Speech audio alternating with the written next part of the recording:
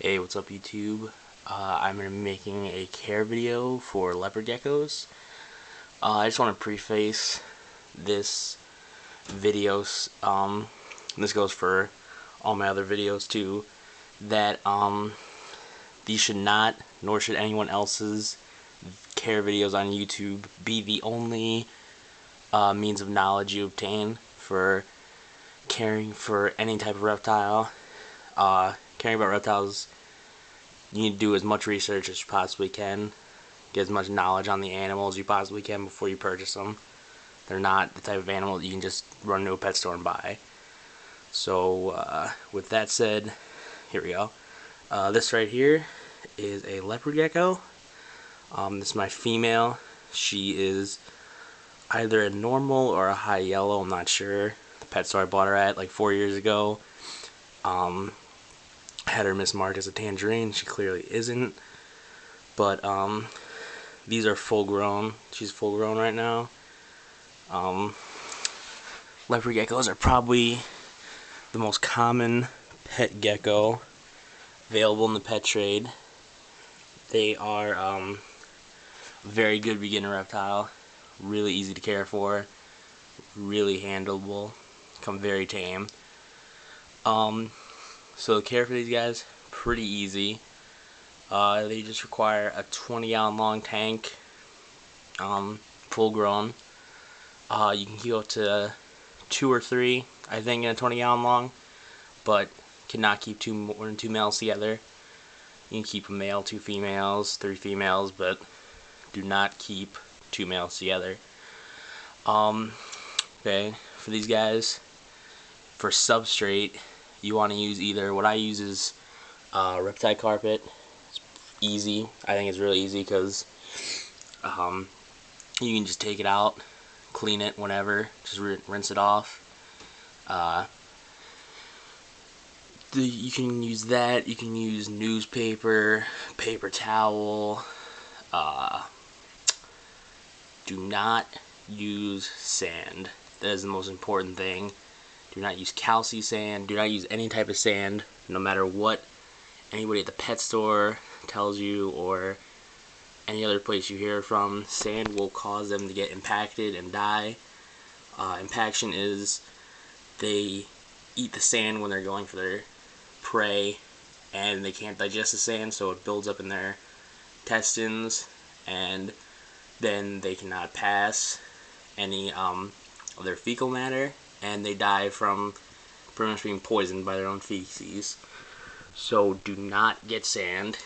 And I know many people will say, well, they come from a sandy area, and that's true, but the sand that they live on is much different than the sand you can buy in a pet store. It's not loose sand like that. It is very compact sand mixed with soil, clay, other things. So it's not just loose play sand that they can ingest. In order to care for these guys, you gotta have temps of you want it to be about 88 on the warm side, and then mid 70s on the cool side. So the best way to provide heat is with an under tank heater. I have a Zoomed 20-gallon under tank heater on there right now. That is the best way to provide heat because they need their heat through their belly heat. So having a basking bulb pretty much really won't do anything for them, helping them digest their food, unless you have like a rock underneath that'll stay warm at nighttime and they can go sit on it. But best thing is a under tank heater, cheap. I need a water dish, obviously. I have a little water reservoir thing, so a bottle of water, and then water will just come out when new water needs to be put out. These guys are very clean. Poop in one corner usually, so I just put a paper towel down where she usually goes, and then I really don't even have to clean the carpet that much. I just have to take out the paper towel and replace that.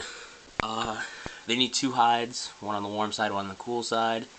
This hide I have right here is an Exoterra reptile den. About like 3 leopard geckos can fit in there. It is pretty nice hide for them. It's actually cooler in there than even the cool side of the tank, a couple degrees cooler, so it works out. It's a magnetic hide, so you can put that on. This goes on the outside. And then if you want to look at them, you can take it right off. It's a pretty cool little hide there. And then I also have hide on the warm side. The hide on the warm side, you generally want it to be a humid hide to help them with shedding and stuff. You can use paper towel in there to keep it moist. I just have some coconut fiber in there that I keep moist, and it makes it humid. That helps them shed, and it also gives them a place to lay eggs if you're breeding them. You also want to have a dish of calcium in there at all times, because that is a big reason they become impacted with calcium sand, is because leopard geckos are always licking their area, and you'll see them lick the sand a lot, and then they'll realize that there's calcium in it with the calcium sand, and they will keep eating it. But the problem is it's not digestible no matter what they tell you. You also want to have a lid for these guys, of course, because even though they're not climbers, they can escape. If you have, a piece of wood in here or something for them to climb on that they can reach the top. They don't really need anything to climb on because, adults do not climb their terrestrial species. But you can put something in there. They may rarely climb on it, but don't expect them to be up in a plant all day like a crested gecko would be. But, and they eat crickets, mealworms, waxworms, pretty much anything any other reptile would eat.